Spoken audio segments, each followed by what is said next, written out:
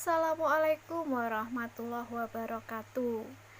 Alhamdulillah awake dhewe bisa ketemu maneh ana ing video pasinaon basa Jawa. Materi sing arep diandharake ana ing video iki yaiku teks deskripsi ngengingi busana adat Jawa. Materi iki dikhususake kanggo kelas 12.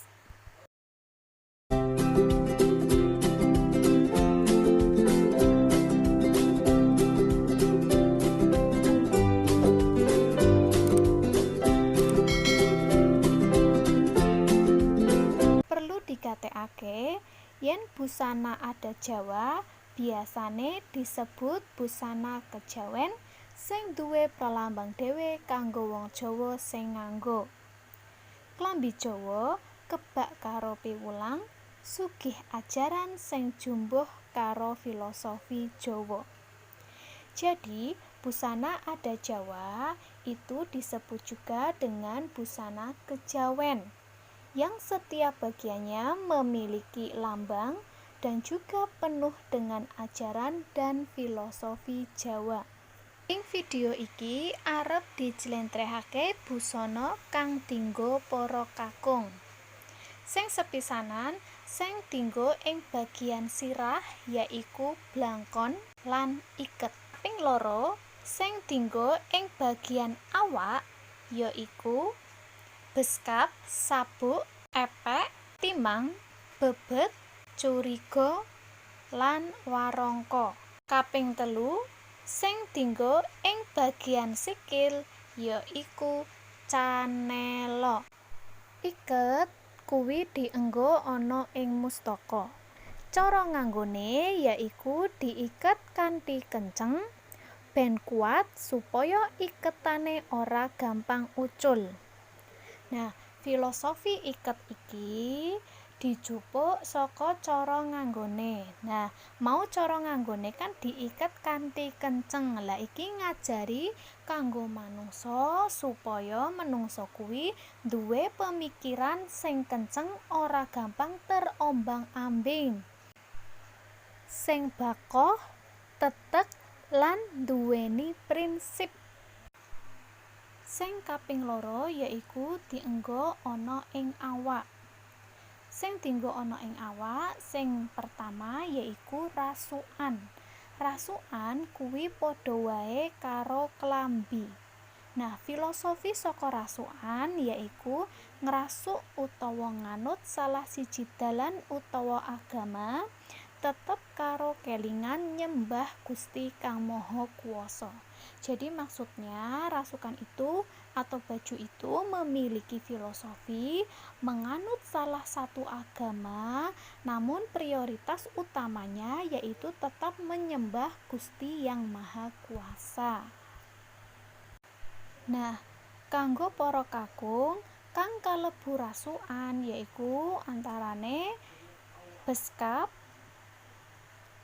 batik, lan surjan. Sing dienggo ana ing awak kaping loro yaiku sabuk. Sabuk dienggo kanthi nggubet ning awak utawa tepate ana ing bangkekan. Filosofi saka sabuk yaiku manungsa nggunakake awake dhewe kanggo nyambut gawe sing temenan, aja nganti kerja kang ora ngasilake. Jadi, filosofi dari sabuk ini yaitu mengajarkan kepada manusia bahwa harus menggunakan badannya untuk bekerja secara sungguh-sungguh. Sing dienggo ana ing awak kaping telu yaiku epek. Epek dienggo ana ing bangkekan. Filosofi saka epek yaiku ngajarake marang manungsa supaya nggunakake awake dhewe iki kanggo goleki kawruh sing wiguna. Jadi filosofi dari epek ini mengajarkan kepada kita untuk menggunakan badan kita untuk mencari ilmu yang berguna. Bagian ana ing awak nomor 4 yaiku timang. Timang kuwi dikaitake ana ing epek. Filosofi saka timang yaiku ngajarake marang menungsa supaya ngelmu sing ditempuh kudu dipahami kanthi gamblang. Jadi maksudnya itu mengajarkan kepada manusia untuk mencari ilmu itu harus dipahami dengan jelas.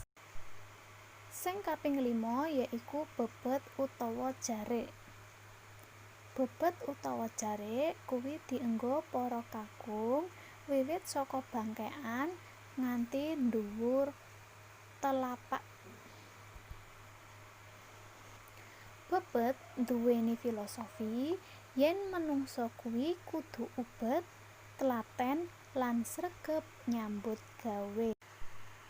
Sing nomor 6 yaiku curiga lan warangka. Curiga kuwi padha wae karo keris. Lah nek warangka kuwi wadahe keris. Nah, biasane curiga lan warangka iki dienggo ana ing mburi awak. Curiga lan warangka yaiku nduweni filosofi yen menungsa kuwi dadi ciptaan lan penciptane yaiku Gusti Kang Maha Kuwasa. Nah, curiga lan warangka kuwi didokon ana ing mburi awak. Kuwi tegese apa? Tegese ngajarake marang manungsa supaya ngungkurake godaaning setan sing seneng ganggu menungsa kang pas menungsa kuwi arep tumindak kang becik. Bagian sing pungkasan yaiku kang dienggo ana ing sikil. Apa sing dienggo ana ing sikil? Yaiku canela. Canela yen dijabarake kuwi cantelna jroning nala.